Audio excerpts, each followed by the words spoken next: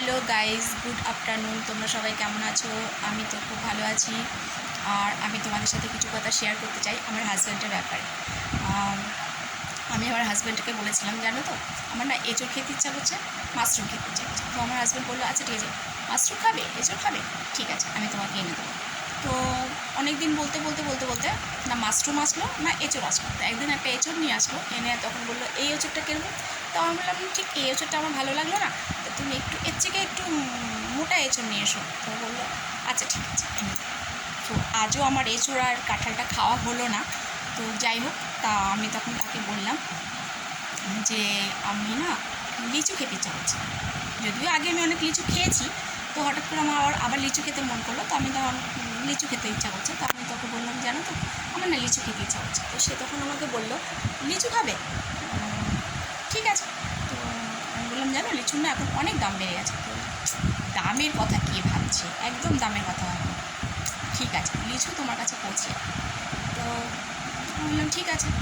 একদিন, দুদিন, 3 দিন লিচু আর আমার কাছে কিন্তু পৌঁছালো না।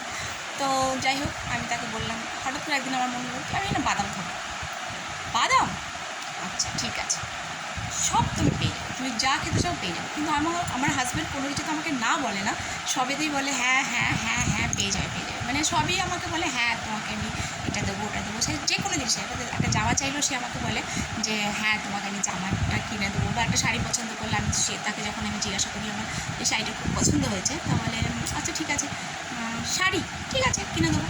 তো সব কিছুতেই আমার হাজব্যান্ড আমাকে মানে কী বলবো, খুবই মানে ভালোবাসে না কী করে আমি জানি না, কিন্তু সব কিছুতে সে আমাকে হ্যাঁ হ্যাঁ হ্যাঁ হ্যাঁ বলে।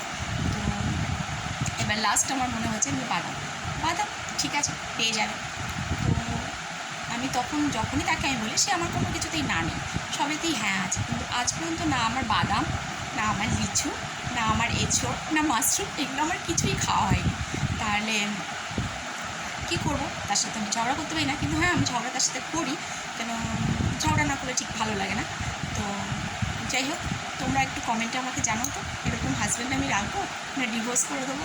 প্লিজ আমাকে একটু কমেন্ট করে জানাও।